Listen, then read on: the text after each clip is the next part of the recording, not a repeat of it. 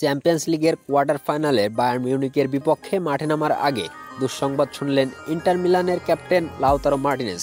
ছন্দে থাকা মার্টিনেজকে জরিমানা করেছে ইটালিয়ান ফুটবল ফেডারেশন। তবে জরিমানার অঙ্কের চেয়ে যে কারণে জরিমানা গুনতে হচ্ছে সেটি এখন অনেক বেশি আলোচনার কেন্দ্র, যা মার্টিনেজের জন্য বিব্রতিকরও বটে। গত 16 ফেব্রুয়ারি জুভেন্টাসের বিপক্ষের ম্যাচের পর ফেডারেল প্রসিকিউটরের অফিস মার্টিনেজের বিরুদ্ধে ধর্ম অবমাননার অভিযোগ আনেন। এরই কারণে মূলত জরিমানা করা হয় মার্টিনেজকে। এক বিবৃতিতে মার্টিনেজকে শাস্তি দেওয়ার বিষয়টি নিশ্চিত করেছে এফআইজিসি। বিবৃতিতে বলা হয়, মার্টিনেজ 2 বার ধর্ম অবমাননার শব্দ উচ্চারণ করেন, যেটা আবার টেলিভিশনে স্পষ্টভাবে ধরা পড়েছে। যদিও কোন শব্দ উচ্চারণের কারণে মার্টিনেজকে এই শাস্তি পেতে হলো সেটি বলা হয়নি বিবৃতিতে। বিবৃতিটিতে ইতালিয়ান ফেডারেশন জানিয়েছে, এ ধরনের আপত্তিকর ভাষার ব্যবহার স্পোর্টিং জাস্টিস কোডের 37 অনুচ্ছেদের লঙ্ঘন, যা এক ম্যাচের জন্য শাস্তিযোগ্য অপরাধও বটে। তবে উভয় পক্ষের আলাপের পর মার্টিনেজের জরিমানা নির্ধারণ করা হয়েছে 5,000 ইউরো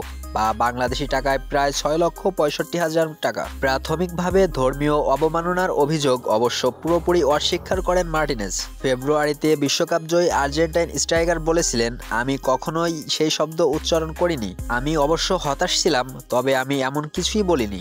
আমি আমার সন্তানদের শ্রদ্ধাবোধ শিক্ষা দেওয়ার চেষ্টা করি। এ ঘটনা আমার জন্য যন্ত্রণাদায়ক। মার্টিনেজের নির্দোষ দাবির পরও অবশ্য ফেডারেল প্রসিকিউটর অফিস আর্জেন্টাইন স্ট্রাইকারের বিরুদ্ধে তদন্ত চালিয়ে যাওয়ার সিদ্ধান্ত নেয় এবং পরবর্তী সময়ে অডিও রেকর্ডিংয়ে তার বিরুদ্ধে আনীত অভিযোগের সত্যতাও মেলে। এরই পরিপ্রেক্ষিতে মূলত জরিমানা শাস্তির মুখে পড়তে হলো মার্টিনেজকে। সিরিয়া এতে এ ধরনের অভিযোগের শাস্তি এই প্রথম নয়। এর আগে 2021 সালের মার্চে কিংবদন্তি গোলকিপার জিয়ানজুইলি বুফেনো একই ধরনের শাস্তি পেতে হয়েছিল। ভিডিওটি ভালো লাগলে একটা লাইক দিন এবং খেলা সম্পর্কিত সকল ভিডিও সবার আগে পেতে চ্যানেলটি সাবস্ক্রাইব করুন।